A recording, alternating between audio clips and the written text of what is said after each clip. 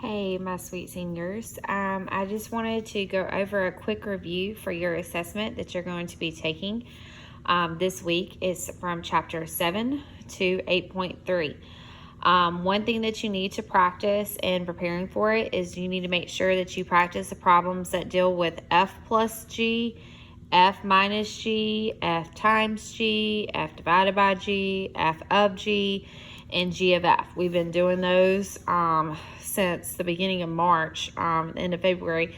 So you should be good on those. Just make sure that you practice. Now with the radicals, when you're simplifying, we know that this means the square root because 2 is right here. So the square root of 16 is 4. And then we have a squared.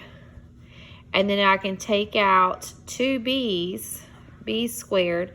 But then that's going to leave me a b left over. Okay. Now remember, if one of these are an odd, then I'm going to have to put absolute value around those.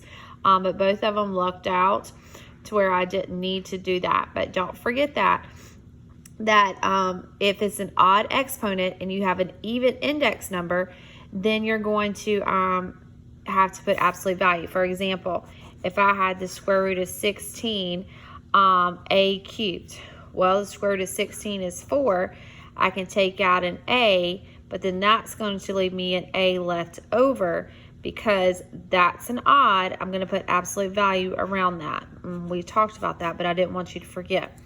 Now, if I have the cubed root, remember, we need a total of 3 things to come out.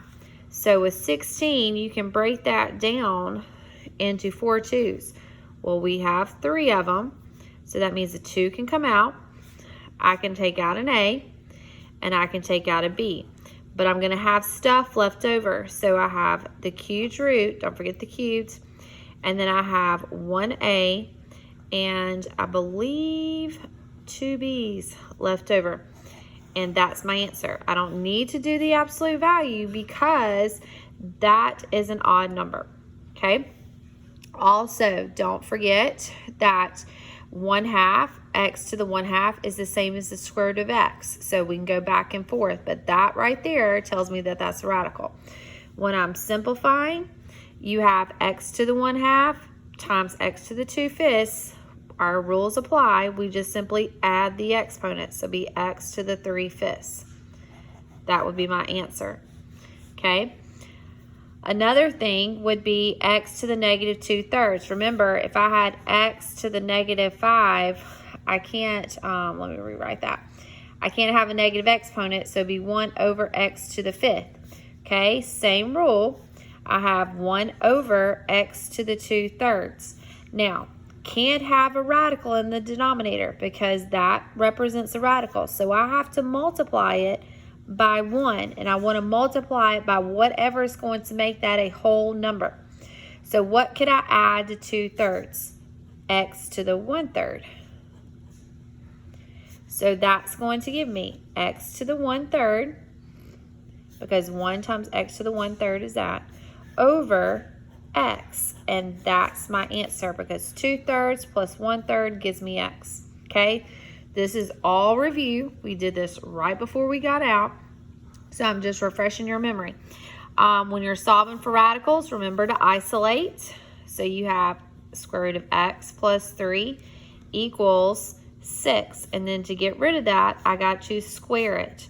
So I have x plus 3 equals 36. So x is going to equal to 33. Okay. With this, this is the stuff that we've learned online.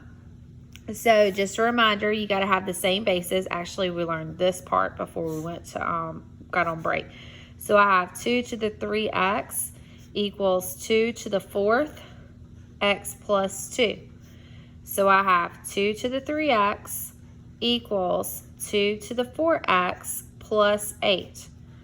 Now, because I got to do the distributive property, my bases drop. So I have 3x equals 4x plus 8. So negative x equals 8. So x equals to negative 8. Okay. All right. Also, don't forget to convert from logarithms to exponential form, there's my base, there's my exponent, there's my answer. Base, exponent, answer. And then to evaluate, I'm going to put equals x. So here's my base, there's my exponent, here's my answer. So now I go back to this type problem where I got to have the same base. So I have 3 to the x equals 3 cubed. My bases drop. X equals 3. All right. If you are solid in this, then you should do outstanding on your assessment for this week. I miss you guys terribly. Hopefully I will have some sort of a story for you or something, but talk to you later. If you need me, then feel free to email me or contact me, okay, if you have any questions. All right, talk to you later. Have a great day. Praying for you guys. Bye.